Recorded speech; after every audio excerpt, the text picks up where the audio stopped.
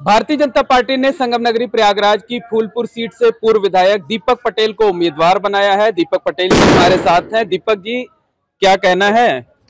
सबसे पहले तो मैं अपने नेतृत्व को, आदरणीय मुख्यमंत्री जी को, प्रयाग के गौरव केशव प्रसाद मौर्य जी, मुख्यमंत्री जी को समेत संगठन के सभी लोगों को बहुत बहुत आभार प्रकट करता हूँ, धन्यवाद देता हूँ कि इन्होंने मुझ पर भरोसा जताया है चुनाव के लिए और उनकी अपेक्षाओं पे खरा उतरूँ, ऐसा हमारा प्रयास रहेगा। लगता नहीं कि बहुत देर कर दी टिकट डिक्लेयर करने में, क्योंकि समय बहुत कम बचेगा?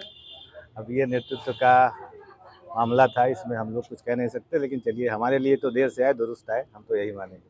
तो लोकसभा चुनाव में माताजी का टिकट वर्तमान सांसद रहते हुए नहीं मिला था, लगता है पार्टी ने अब उसकी भरपाई की है, कार्यकर्ता खुश हैं? देखिए, मैं भारतीय जनता पार्टी का एक सामान्य कार्यकर्ता हूँ। माता जी को टिकट नहीं मिला, लेकिन पूरे मनोभाव से मैंने भारतीय जनता पार्टी के लिए काम किया और आज उसी का परिणाम है। ये सुखद परिणाम आपके सामने है। मेरे मन में ऐसा कुछ नहीं है कि टिकट उस समय नहीं हुआ या कुछ ऐसा। मैं तो एक सामान्य कार्यकर्ता की भांति काम करता रहा और आगे भी करता रहूँगा। इंडिया गठबंधन को कितनी बड़ी चुनौती मानते हैं? देखिए, इंडिया गठबंधन ने एक जो माहौल बनाया था लोकसभा के चुनाव में लोगों को बरगलाने का, आज वो गुब्बारा फूट चुका है।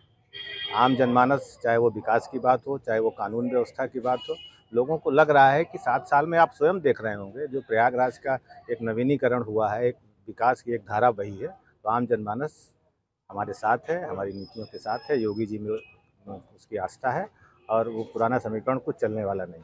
लेकिन अभी जो 5 महीने पहले लोकसभा के चुनाव हुए तो सांसद जरूर आप लोगों ने अपना जितवा लिया, लेकिन जिस फूलपुर विधानसभा सीट से आप उम्मीदवार बनाए गए हैं वहां पार्टी को तकरीबन 18,000 वोटों से हार का सामना करना पड़ा था। देखिए, हर चुनाव की अलग परिस्थितियां होती हैं और हमने आपसे बताया अभी कि जो एक माहौल बनाया गया आरक्षण के नाम पर और संविधान के नाम पर, जनता समझ चुकी है वैसा कुछ चलने वाला नहीं। और पिछले 5 सालों में सांसद के रूप में हमारे माता जी ने जो फूलपुर के लोगों की सेवा की है, तो लोगों का हमारे प्रति बहुत अच्छा सहयोग है, सहानुभूति है, कहीं कुछ चलने वाला नहीं है। अच्छा, विपक्ष आरोप लगा रहा है कि आप लोग ध्रुवीकरण कराने की कोशिश में लगे हुए हैं। वो स्वयं कर रहे हैं। उनके बयान अखिलेश जी के देख लीजिए। ध्रुवीकरण का काम तो वो खुद ही कर रहे हैं, तो वो दूसरे पे आरोप नहीं लगा सकते। ध्रुवीकरण तो वही कर रहे हैं, लगातार कर रहे हैं। क्या लगता है कि फूलपुर में कौन सा फैक्टर होगा जो आपको मजबूत करेगा? सबसे बड़ा फैक्टर विकास का है। बिना जातिगत भेदभाव से जो योगी जी ने और हमारे डिप्टी सीएम साहब ने जो यहाँ विकास का काम किया है, वो सबसे महत्वपूर्ण मुद्दा। दूसरी कानून व्यवस्था का मुद्दा है। जिस तरह समाजवादी पार्टी के समय यहाँ गुंडे जो गुंडई करते थे, खासकर फूलपुर इलाके में सबसे ज़्यादा प्रभावित शहर पश्चिमी और फूलपुर का इलाका हुआ करता है। आज लोग सुख शांति से रह रहे हैं, सब अपना काम कर रहे हैं, तो लोगों को इस बात का इल्म है, उनको जानकारी है कि इस सरकार में और उस सरकार में सब फर्क है।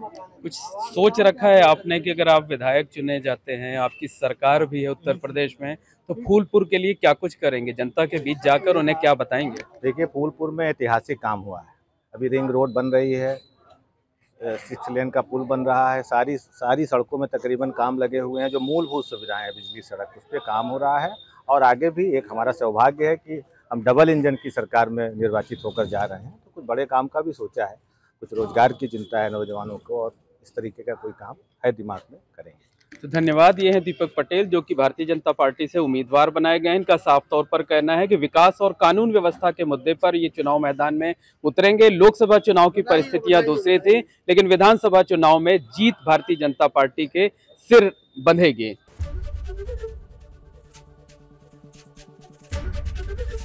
एबीपी गंगा, खबर आपकी, जुबान आपकी।